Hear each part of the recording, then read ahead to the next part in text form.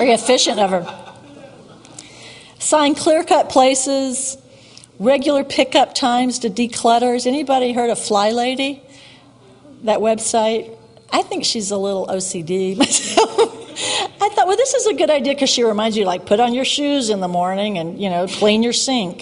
But then all the emails start coming and, you're supposed to be doing all these things to tidy up your house. She kind of drove me crazy.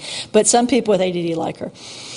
Train yourself to avoid avoidance when it comes to clutter and putting things away. And it's going to help if you've got a system that works. If you've got shelves with labels or bins with labels so you don't have to remember which drawer did that go in. Throw things out. And if you're getting to the age where your parents are going to be leaving their estate and all their boxes of things and all the old Christmas ornaments and, everything, you could be hit with some clutter real fast. And I've seen a lot of people with ADD just can't throw away anything that was their parents because they feel like it's throwing away their parents. So, a lot of sentimental attachment to these things that represent their parents. And maybe because that helps bring them alive, in their memories. But try to pick out the most relevant things and get rid of the rest. Work as a team. Mail processing is a big problem. Agree who's going to open the mail and how it's going to get processed. Because my husband used to get the mail and he'd see the things that were important and then he'd mean to take care of them, but they'd get shoved under a book or something somewhere and I wouldn't see the past due bill. A good book is ADHD Friendly Ways to Organize Your Life. They have that for sale in the bookstore. Watch how much you bring in. It's a lot easier now that our economy has gone down the tank.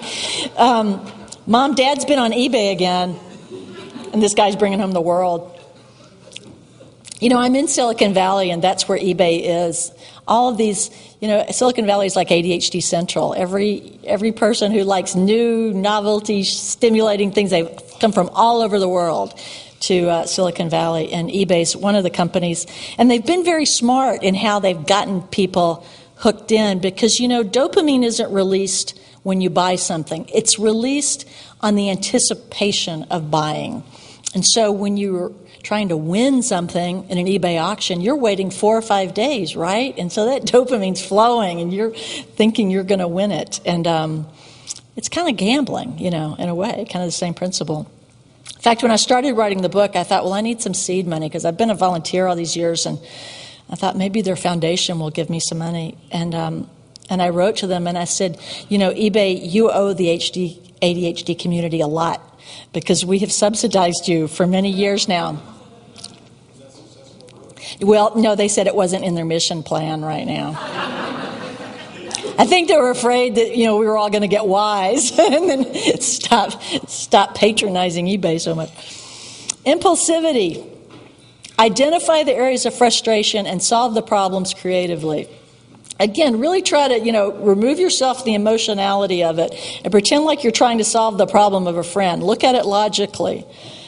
And once you learn about ADHD and you're not misattributing it and you don't have all this confusion in your mind, you can approach it a little more logically because you don't have all this blame and everything floating around.